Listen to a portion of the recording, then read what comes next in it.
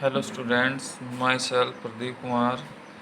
Last time हमने topic read किए थे path length, displacement, speed, uniform speed etcetera. आज हम डिस्कस करेंगे next topic average speed. It is defined as the ratio of the total distance travelled by the object to the total time taken. अगर हम average speed की बात करते हैं कि ऑब्जेक्ट ने टोटल डिस्टेंस कितना कवर किया है और उस डिस्टेंस को कवर करने के लिए कितना टाइम कंज्यूम किया, that is called average speed. For example कि ऑब्जेक्ट ने 100 मीटर डिस्टेंस ट्रेवल किया है और टाइम कंज्यूम किया फॉर एग्जांपल 10 सेकेंड। तो अगर हम एवरेज स्पीड की बात करेंगे तो डिस्टेंस अपॉन में टाइम, जीरो से जीरो कैंसिल, तो हमारे पास आंसर आ जाएगा 10 मीटर पर सेकेंड। तो एवरेज स्पीड हो जाएगी, अगर हम बात करते हैं ऑब्जेक्ट की, होगी 10 metre per second. Next topic is instantaneous speed. It is defined as the limit of the average speed as the time interval delta t at the given instant of time becomes infinitesimally small। अगर हम बात करते हैं instantaneous speed की, इस case में जो object है, फॉर एग्जांपल कि ऑब्जेक्ट ने 10 मीटर डिस्टेंस कवर किया है फॉर एग्जांपल कि 2 सेकंड के अंदर। अगर हम इंस्टेंटेनियस स्पीड की बात करते हैं, ये हो गए फॉर शॉर्ट टर्म के लिए, थोड़े टाइम के लिए। अब बात करते हैं कि ऑब्जेक्ट ने ये डिस्टेंस कवर किया है और इस डिस्टेंस कवर करने में कितना टाइम कंज्यूम किया है, इसको कहेंगे हम इंस्टेंटेनियस स्पीड। जैसे अगर हम बात करते हैं डेल्टा एस अपॉन में डेल्टा टी, डेल्टा एस क्या है, स्मॉल डिस्टेंस, और अगर हम डेल्टा टी की बात करते हैं it is a small time. तो अगर हम इंस्टेंटेनियस स्पीड की बात करते हैं, लिमिट जाएगी delta T goes to zero, delta S upon में डेल्टा टी, और डेल्टा एस को हम लिख सकते हैं डी एस और डेल्टा टी को डी टी। तो इंस्टेंटेनियस स्पीड होगी हमारे पास डी एस अपॉन में D T. D S is the small distance और D T is the small time. इसके बाद नेक्स्ट टॉपिक है velocity. It is the ratio of displacement and the corresponding time interval taken by object, कि object ने कितना displacement cover किया है और उस डिस्प्लेसमेंट कवर करने में कितना टाइम कंज्यूम किया है, that is called velocity. SI unit of the velocity is metre per second, क्योंकि डिस्प्लेसमेंट की एसआई यूनिट होती है मीटर, और अगर हम टाइम की बात करते हैं टाइम की एसआई यूनिट होती है सेकंड। तो वेलोसिटी की एसआई यूनिट होगी हमारे पास मीटर पर सेकंड, और इस तरह से हम इसको नोट कर सकते हैं। इसके बाद अगर हम बात करते हैं, next topic is uniform motion. An object covers equal displacement in equal interval of time is called uniform motion. For example अगर हम बात करते हैं कि ऑब्जेक्ट ए से बी पोजीशन पर है, डिस्प्लेसमेंट है 1 मीटर, टाइम कंज्यूम करता है 1 सेकेंड। अब बी पॉइंट से सी पॉइंट पर ऑब्जेक्ट आता है, डिस्प्लेसमेंट है 1 मीटर और टाइम कंज्यूम करता है 1 सेकेंड। ऐसे सी से डी पॉइंट पर आता है, डिस्प्लेसमेंट है 1 मीटर, टाइम कंज्यूम करता है 1 सेकेंड, और डी से ई डिस्प्लेसमेंट है 1 मीटर और टाइम कंज्यूम कर रहे हैं 1 सेकेंड। तो अगर हम बात करते हैं इक्वल डिस्प्लेसमेंट है, ये 1 मीटर 1 मीटर 1 मीटर 1 मीटर, और सभी केसेस में टाइम इंटरवल कितना है, 1 सेकेंड 1 सेकेंड 1 सेकेंड। तो ये क्या हो गया, equal displacement in equal interval of time, कि ऑब्जेक्ट कवर कर रहे equal displacement in equal interval of time, that is called uniform motion. इसके बाद हम बात करते हैं position time graph for a moving object. First case है हमारे पास when object is at rest और स्टेशनरी, कि हमारे पास जो ऑब्जेक्ट है वो रेस्ट पोजीशन में है। तो हमारे पास जो ग्राफ होगा वो होगा पोजीशन टाइम ग्राफ या फिर डिस्प्लेसमेंट टाइम की अगर हम बात करते हैं। अब for example object 5 metre distance पर है, कि ये जो पॉइंट है ये है हमारे पास 5 मीटर डिस्टेंस पर, 0 से 5 मीटर। ऑब्जेक्ट इस पोजीशन पे है, अब टाइम इंक्रीज हो रहा है, लेकिन अगर हम डिस्प्लेसमेंट की बात करते हैं वो कांस्टेंट है। यहाँ पर भी 5 मीटर है, अगर मैं यहाँ पर बात करता हूँ यहाँ पर भी जो डिस्प्लेसमेंट है वो 5 मीटर रहेगा। अगर मैं यहाँ से यहाँ बात करता हूँ यहाँ से भी जो डिस्प्लेसमेंट रहेगा वो 5 मीटर रहेगा। तो इस केस में जो ऑब्जेक्ट है वो रेस्ट पोजीशन में, टाइम इंक्रीज हो रहा है, लेकिन जो डिस्प्लेसमेंट है, ऑब्जेक्ट है जहाँ पर वो एक ही जगह रुका हुआ है। तो इस केस में अगर हम कहेंगे, बात करते हैं कि जो ऑब्जेक्ट है वो रेस्ट पोजीशन पर है। तो position of an object will not change with time, कि ऑब्जेक्ट की जो पोजीशन है वो टाइम के अकॉर्डिंग चेंज नहीं हो रही है। इसके बाद अगर हम सेकेंड पॉइंट की बात करते हैं, when object is in uniform motion. तो ग्राफ की अगर हम बात करते हैं, डिस्प्लेसमेंट टाइम ग्राफ है हमारे पास, कि जैसे जैसे डिस्प्लेसमेंट इंक्रीज हो रहा है वैसे वैसे टाइम भी इंक्रीज हो रहा है। तो इस केस में जो ग्राफ होगा, पोजीशन टाइम ग्राफ, वो स्ट्रेट लाइन में होगा।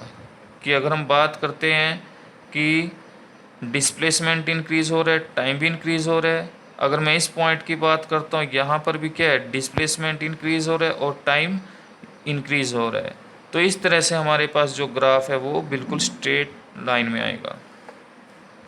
नेक्स्ट केस है हमारे पास third, when object is moving with constant negative velocity starting from the positive position. कि पॉजिटिव पोजीशन पर ऑब्जेक्ट रखा हुआ है और उस टाइम पर उस ऑब्जेक्ट की नेगेटिव कांस्टेंट वेलोसिटी है। तो हमें ग्राफ शो करना है यहाँ पर। तो इस तरह से हमारे पास ग्राफ आएगा, ये डिस्प्लेसमेंट टाइम ग्राफ, कि ऑब्जेक्ट इनिशियली इस पोजीशन पर है, तो धीरे धीरे क्या हो रहा है कि जो डिस्प्लेसमेंट है वो डिक्रीज होता जा रहा है और टाइम की वैल्यू क्या होती जा रही है, इंक्रीज होती जा रही है। तो लास्ट में अगर हम बात करते हैं कि टाइम इंक्रीज हो गया और यहाँ पर जो डिस्प्लेसमेंट की वैल्यू इस पॉइंट पर वो क्या हो जाती है, 0 हो जाती है।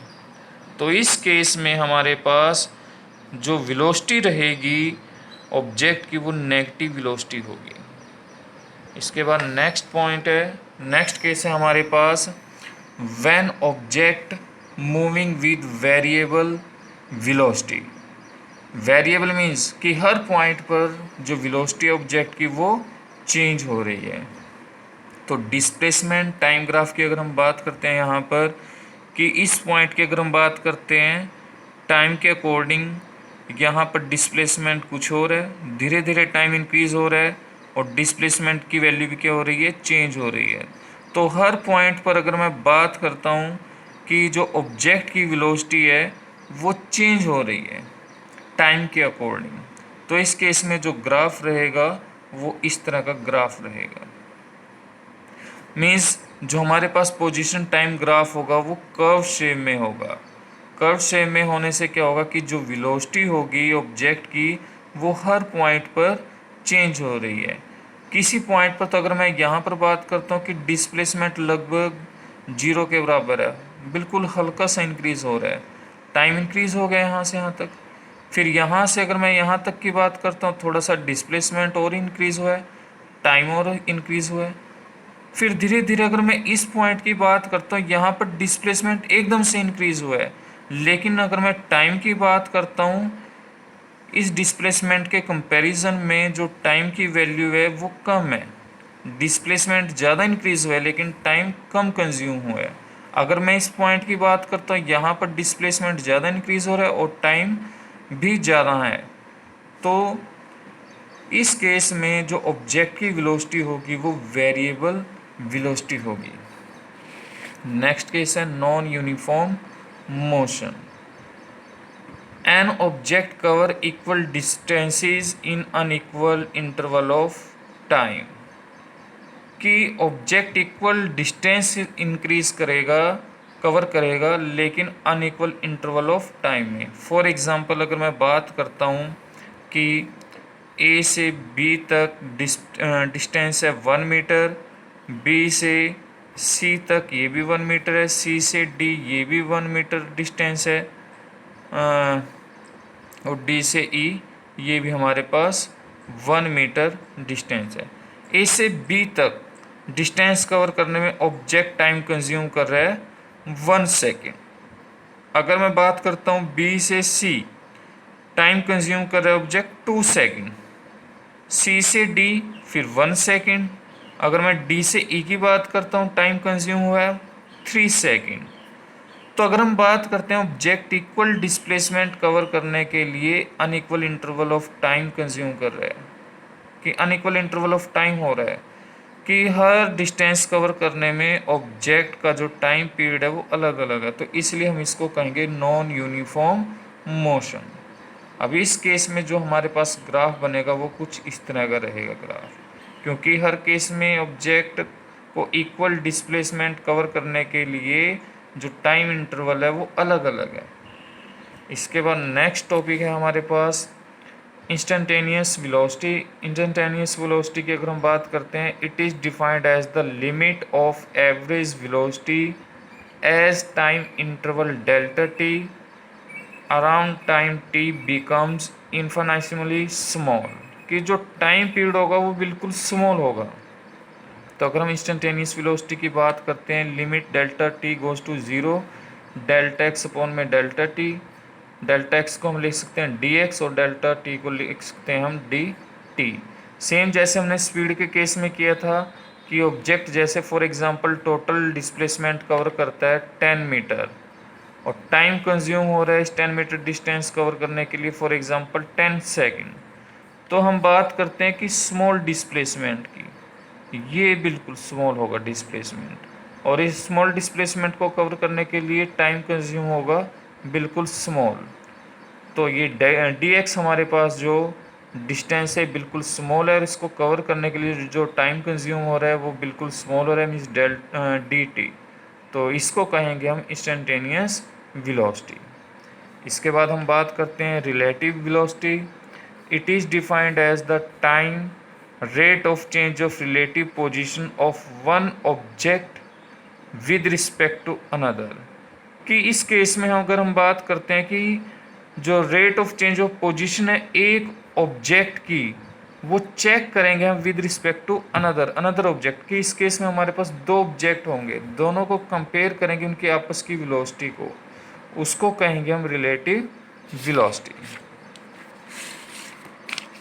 इसके बाद अगर हम बात करते हैं expression for relative velocity, consider two objects A and be moving with uniform velocity v1 and v2 along a parallel straight track in same direction, कि हमारे पास दो ऑब्जेक्ट हैं ए और बी, वो मूव कर रहे हैं यूनिफॉर्म वेलोसिटी। यूनिफॉर्म मीन्स एक जैसी वेलोसिटी। फर्स्ट ऑब्जेक्ट की वेलोसिटी v1 है और सेकंड ऑब्जेक्ट की वेलोसिटी है v2, और पैरेलल स्ट्रेट ट्रैक में वो मूव कर रहे हैं। पैरेलल मीन्स इस तरह से कि एक ऑब्जेक्ट इस ट्रैक पर मूव कर रहा है, सेकंड ऑब्जेक्ट इस ट्रैक पर मूव कर रहा है। Let x01 and x02 be their displacement from the origin and at time t is equal to 0। जब टाइम हमारे पास t इज इक्वल टू 0 है तो फर्स्ट ऑब्जेक्ट की जो पोजीशन होगी वो होगी x01। अगर हम बात करते हैं सेकंड ऑब्जेक्ट की, जो पोजीशन होगी वो होगी x02। And x1 and x2 displacement and time t, जब हमारे पास टाइम t होगा तो फर्स्ट ऑब्जेक्ट की जो पोजीशन होगी वो होगी x1 और सेकंड ऑब्जेक्ट की पोजीशन होगी x2। तो फॉर ऑब्जेक्ट ए की अगर हम बात करते हैं, रिलेशन होगा x1 is equal to x01 plus v1t। अगर हम बात करते हैं, ये वेलोसिटी का ही फॉर्मूला होता है। अगर हम यहाँ से बात करते हैं x1 minus x01 is equal to में v1t, वेलोसिटी का फॉर्मूला होता है डिस्प्लेसमेंट अपॉन में टाइम। ये टाइम इधर चला गया, वेलोसिटी के मल्टीप्लाई हो गया, ये हमारे पास टोटल डिस्प्लेसमेंट है। और इस रिलेशन को हम इस तरह से नोट कर सकते हैं, x1 is equal to x01 plus v1t। For object b के अगर हम बात करते हैं, x2 is equal to x02 plus v2t। इस तरह से हम ऑब्जेक्ट बी के लिए ये रिलेशन लिख सकते हैं। हमारे पास इक्वेशन आ गई, इक्वेशन 1 और इक्वेशन 2। अब हम क्या करेंगे, इसके बाद नेक्स्ट स्टेप में सबट्रैक्ट करेंगे, सबट्रैक्टिंग द अबव इक्वेशन, कि जो सेकंड इक्वेशन है उसमें से हम माइनस कर देंगे फर्स्ट इक्वेशन। तो x2 minus x1 is equal to में x02 माइनस x01, कि इसमें से ये माइनस कर दिए, plus v2 minus v1 into में t। तो सबट्रैक्शन करने के बाद इन दोनों इक्वेशन को हम इस तरह से नोट कर सकते हैं। इसके बाद अगर हम बात करते हैं x02 माइनस x01, इसको हम लिख सकते हैं x0 के इक्वल, क्योंकि ये इनिशियल डिस्प्लेसमेंट है कब, जब हमारे पास टाइम 0 है। x2 minus x1 is equal to x, ये रिलेटिव डिस्प्लेसमेंट है कब, जब हमारे पास टाइम t है। तो इस रिलेशन को हम इस तरह से लिख सकते हैं, x2 माइनस x1 की जगह हम x पुट कर सकते हैं, यहाँ x आ जाएगा। अगर हम बात करते हैं, अगर हम नेक्स्ट स्टेप की बात करते हैं, x02 माइनस x01, इसकी जगह हम क्या नोट कर सकते हैं, x नोट। तो यहाँ x नोट लिख लिया, plus v2 minus v1 into में t। और यहाँ से इसके बाद हम इस रिलेशन को लिख सकते हैं, v2 minus v1 is equal to में x माइनस एक्स नोट, क्योंकि x नोट लेफ्ट साइड चला जाएगा, माइनस का साइन हो जाएगा इसका, और ये t नीचे आ जाएगा। तो इस रिलेशन को हम लिख सकते हैं, v2 minus v1 is equal to x minus x0 upon में t। Thank you.